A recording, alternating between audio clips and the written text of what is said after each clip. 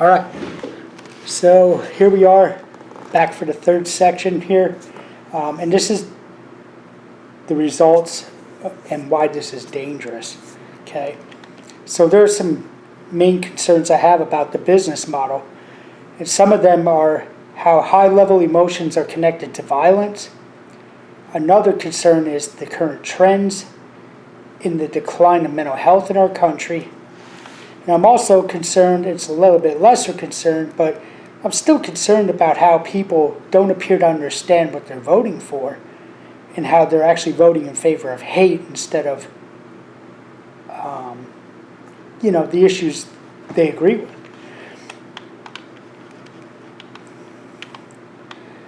So, all right, so let's look at how emotions are connected to violence.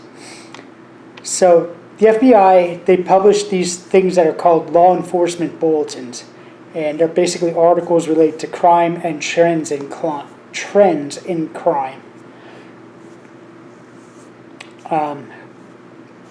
So one of them that I found on their website was the role of emotion in predicting violence.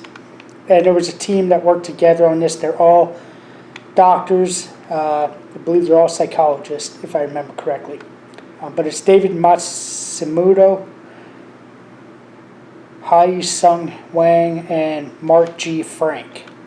They're all doctors. And they produced or published this article, or law enforcement bulletin. And the article discusses certain emotions and how they can predict violence. And it says that anger, contempt, and disgust seem to be emotions associated with being able to predict violence. And they discuss this in terms of, it's not just the emotions, but these emotions are actually stages that people go through. And so the first stage is, or phase, they use the term phase, but you get the picture. So the first phase is outrage based on anger. And it involves, they talk about groupthink, and there's in-group and out-group, right? In-group, they're the good guys, they're the victims, and they're the ones that, they're the good guys. The out-group, they're the bad guys, just for lack of better words. Anyway, so in this phase one, the outrage based on anger phase, this involves the group identifying events that obstruct goals or stem from perceived injustices. It also may involve the in-group identifying threats to its well-being, physical safety, and way of life. These interpretations lead to anger toward outgroups. So before we go any further, let's look at some of the language that we hear in the media and in other places every day, coming from politicians as well. We hear things like, like when we talk about climate change, it's an existential threat, however they say it. Basically a threat to existence. I want to apologize because I know I sound funny, and it's because of the chemo and how my tongue is a little bit numb from the sores. So I apologize if I sound goofy at times. That's why.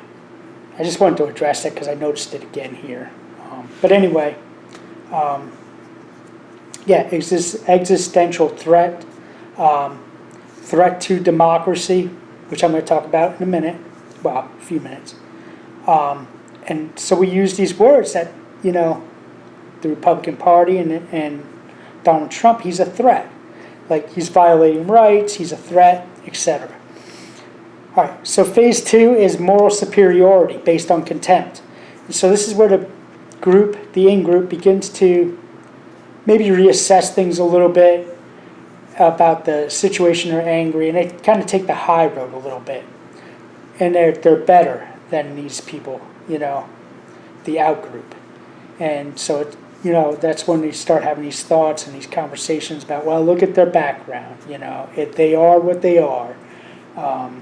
When they kind of, I don't want to say justify it, but maybe accept it a little bit. But at the same time, they they believe they're morally superior, and the out-group is morally inferior. So,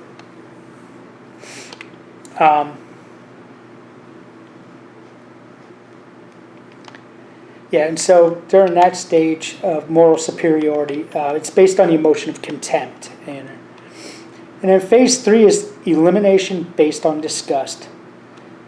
Further appraisal of events and situations lead to the conclusion that distance is necessary. Distance is the mild form of elimination between the in-group and the out-group, or that the out-group needs to be removed altogether.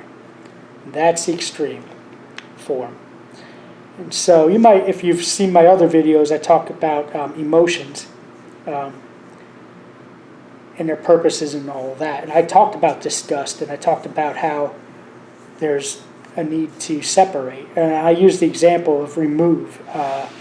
Like if you taste something bad, you're going to spit it out right away, brush your teeth. You want to remove that taste. Even though that's not an emotion, I think that was a good way to describe it. And so here again, we're hearing this idea that disgust is related to removing or eliminating, right? And so the article goes on to discuss what they discover when they put this to the test. They found out that anger combined with disgust tend to be actual indicators of violence, and contempt isn't as much. But they still believe it's a phases. So if you look at what I talked about with Joe Rogas in his article about how time is the factor between anger and hate, if you're angry all the time, it turns into hate. And so I think, if you apply these phases and this law enforcement video about how emotions are related to violence, I think if you look at it realistically and apply it to what I'm talking about here, there is the contempt phase is very limited. Like, I don't think with this constant bombardment that they ever get to stay in that contempt phase where things are a little less escalated anyway. And so that's a thought I had there as I was explaining this, and I think it makes sense to me to think of it that way in relation to all of this. So the next thing, what I want to talk about is in relation to how emotions are affected with violence, or how.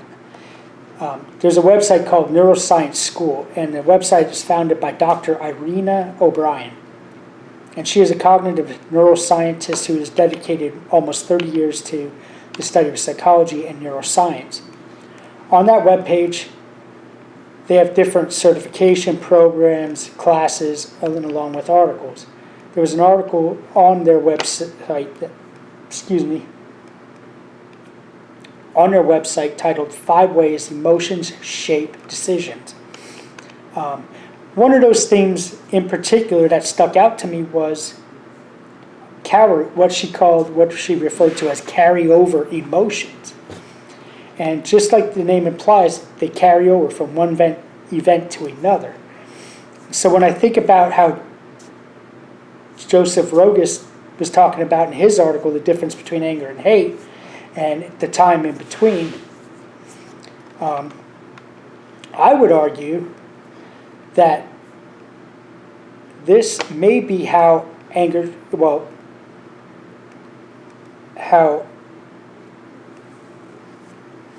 disgust, when we're talking about the phases, and we talked about that third phase was disgust, elimination due to disgust.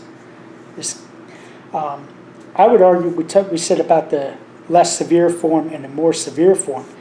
I believe, and this is my opinion, that similar to the way Rogas described the time, I believe that the time affects the extreme compared to the mild form of disgust.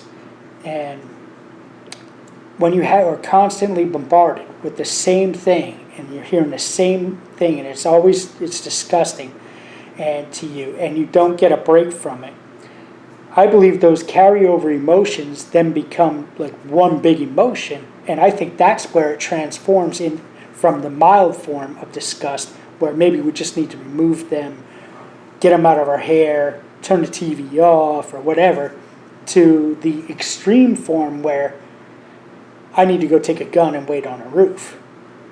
And that's just my belief based on this, and I have my own beliefs. I feel like I support everything that I'm saying, all this I believe, but that's my personal belief. I don't have an article to show you, but it makes sense to me. All right, so I talked about articles with theories about anger, hate, and disgust, and now let's see what the data says. So we see there's connections between emotions and how they escalate based on time. And now, let's see what's happening. Let's see what the data tells us about our mental health in America. I'm going to transition to this next portion, explaining some of the math that may look misleading in this next article. They describe increases in depression, mental distress, and suicide. The verbiage describes the increase in terms of number of people in that category. But the percentage that they give describes the percentage of the overall people surveyed, the overall population of people surveyed. So if you have 1,000 people surveyed and 100 say they have depression, we know that 100 is 10% of the overall population of 1,000, which was surveyed. But then the next year's data shows that the number increased with those with depression increased by more than a quarter.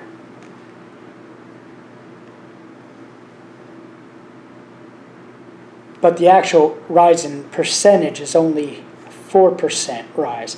So based on the number of 1,000 and 10% being, 100, they're saying that more than a quarter. So we know that's got to at least be 26%. 26% of 100 is, it's 26%, right? Or 26. So you add, it's 126 for the total number. And I know I'm confusing everybody. But just remember that when they say rose more than a quarter or rose more than a third, they're talking about the number of people within that category. When it says from 15% to 17%, that is the actual percentage of the overall population included in that. It's confusing, but you'll know exactly what I'm talking about when I get to this, because the math does look messed up. So an article on the American Health Rankings United Health Foundation's website claimed that mental health challenges reached unprecedented highs, even as more help becomes available. That's the title of the article as well. The author then states that depression, frequent mental health distress, and suicide have all seen sharp increases in recent years. Between 2011 and 2023, remember 2011, the share of adults in the U.S. with depression rose by more than a quarter, climbing from 17.5% to 22% of those surveyed. Frequent mental distress jumped nearly 1/3 in the same period, from 11.7% to 15.4% of adults reporting poor mental health within the last 2 weeks in the month. At least 2 weeks within the past month. Meanwhile, suicide rates are up 23% since 2009. So that's a little bit further back from the timeline, but we still see it still covers those dates as well, from when all this started. But anyway, it rose from 12 to 14.8 deaths per 100,000 people.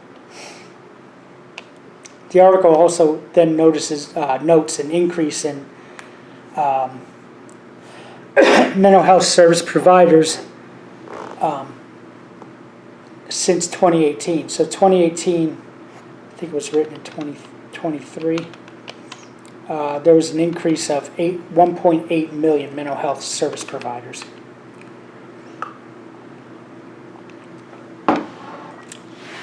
All right, and according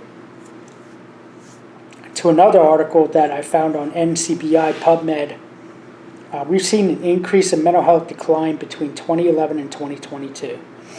The article is titled "Prevalence of Inequities in Poor Mental Health Across U.S. Surveys 2011 through 2022."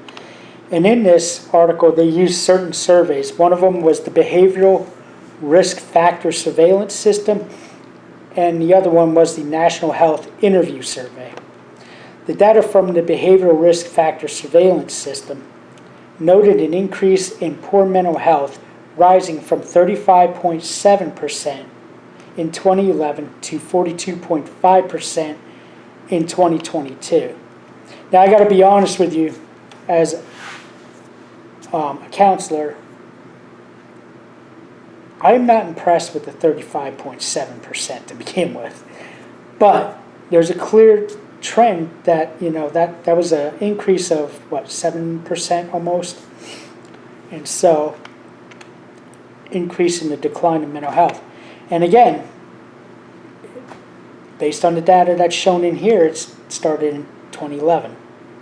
And I don't know why they chose these dates. I'm going to be 100% honest. I don't know why all these studies seem to, or maybe it just worked out that those were the dates I found. I don't know. But what typically happens is they usually use the starting date at a certain point because that's when you see things start to change. So I don't know if that's the case, or if maybe they were building off of something else. Maybe there's other research and they didn't want to include other stuff. I don't really know why. But there seems to be a trend in these decline in mental health starting in 2011. The NHIS survey noted a less of an increase, but an increase nonetheless. And they started at 18.7% in 2011 and rose to 20.5% in 2022 for those with mental health needs. All right, so this next article I'm going to talk about is on Regent University's website, and it's titled Gen Z Political Violence. Shocking survey data reveals dangerous trends, and the author is Jared Valeroni, and it's dated September 16, 2025. So they cite different surveys. And one of the surveys, it's basically a lot of it is about acceptance of violence, political violence in particular, most of them. So an August 2024 survey by Citizen Data found that nearly half of Gen Z and 2 out of 10 millennials found it acceptable to forcibly occupy public buildings or kill or physically harm elected officials, respectively. 50% of Gen Z, 20% apparently for millennials, and they believe it's okay to forcibly occupy buildings and even kill and harm elected officials. I don't know if this is sinking in yet, but my thought is, are we there yet? Do we understand what's happening? When does it stop? Who's going to stop it? That's my even bigger concern, because as long as that money's going, nobody's going to stop this. Anyway, I don't want to get too far off track. So general political violence, A September 2025 YouGov poll showed that among adults under 30, 19% said political violence can sometimes be justified, compared to 11% in the overall American population. In all the different other different age groups. So 19% say violence is okay. How about violence in response to speech? A September 2025 survey by the Foundation for Individual Rights and Expressions found that a record number of 34% of college students believe that using violence to stop a campus speech is acceptable, at least in some rare cases. This represents a 50% increase in that belief over the past 5 years. Now, I know I talk a lot about 2011. This is the past 5 years. So that's scary. That's just, that belief, the way that's rising that quickly is scary. And this trend this is even more because, like, while I'm talking about Democrats, I'm going to be fair. This trend apparently cuts across party lines with increased acceptance of violence. It's on both the right and the left. So I want to make sure to tell that too, because, even though this is about how the Democrats do business and why that's dangerous, that belief cuts across party lines. So it's affecting all these things, they're starting to affect everybody. Like, it's not just one party or another that's getting sucked into this. It seems to be younger people that are under 30, which I'm just going to take a second to talk about that, even though it's a little off topic. But you look at Alan Cole, and you look at, like, when he graduated, I think he graduated high school in 2012-2013 school year. So he would have had 1 year of the under the new national standards, right? Because if it's published in 2011, they probably didn't realistically start it until 2012.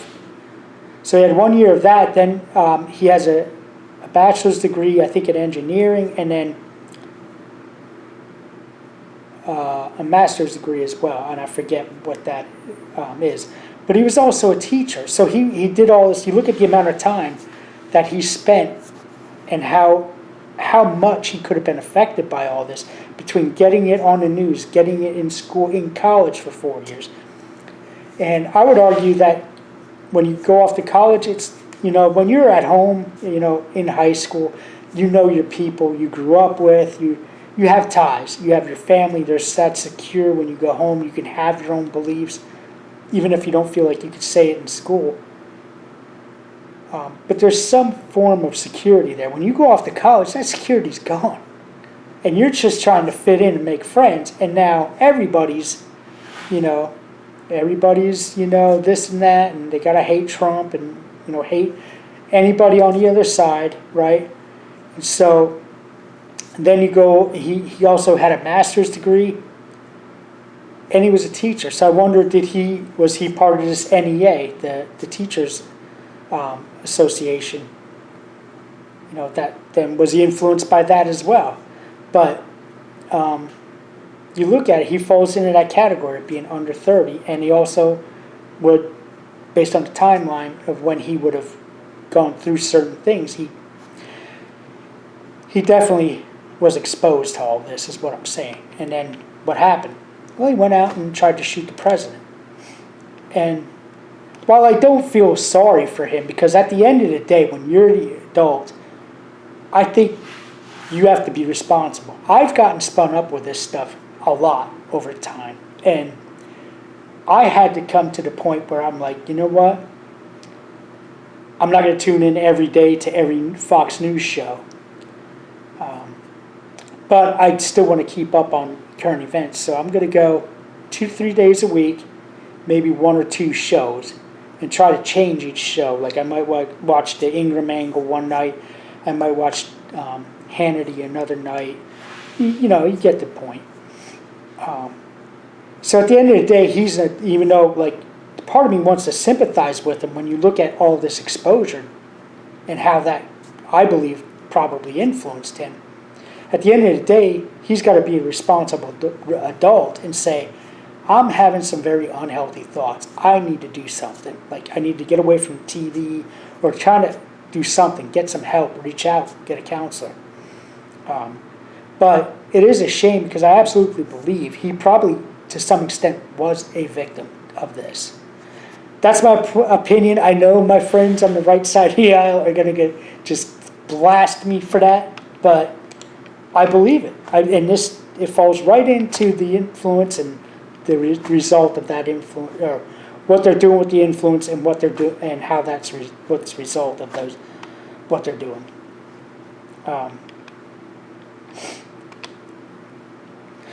Okay, so what about, so there's one here that talks about political motivations and burnout.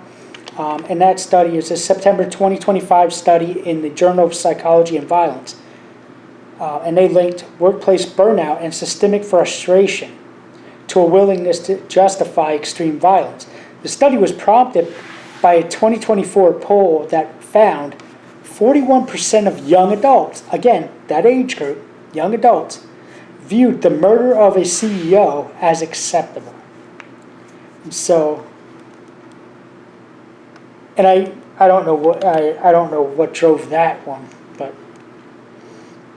anyway, they said that yeah.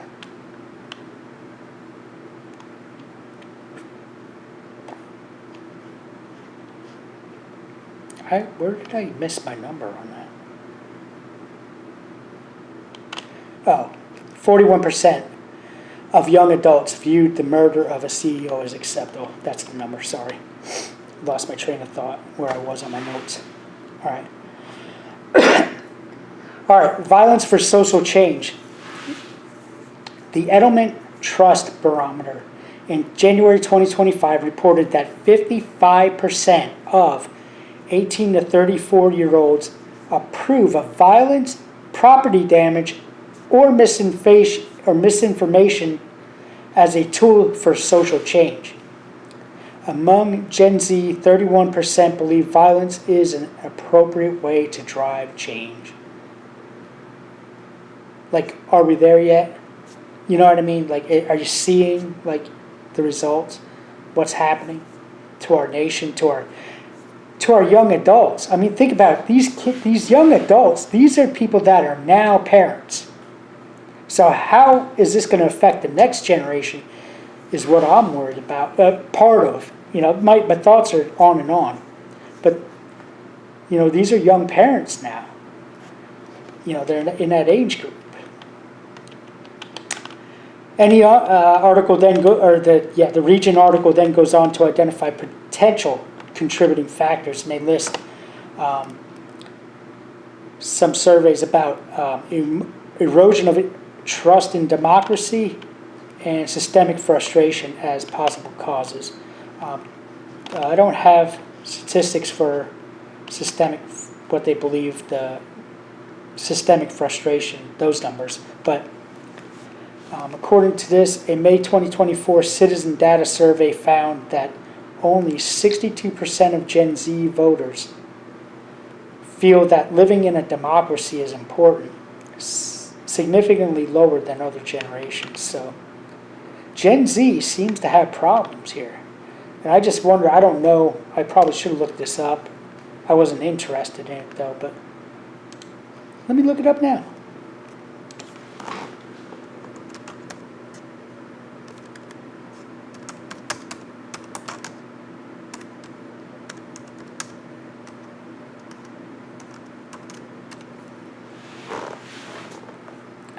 Okay.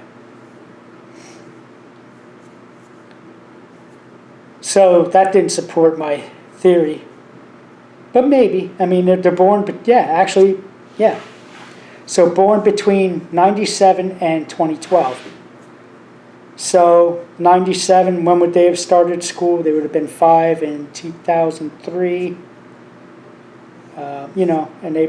So some of those early ones probably maybe only got a year of it in school, in high school. But then those that went on to college clearly were exposed to this in college. Yeah. Apparently Gen Z is 97. They were born between 97 and 2012. So fits the bill, right? All right, so I'm going to shift to, it's still a concern of mine, but I just want to take a second to point out how this affects our democracy. I'm going to say up front, I don't agree with Democrats on much, but they're the ones saying democracy dies in darkness. And I absolutely 110% believe that or 110% agree with them.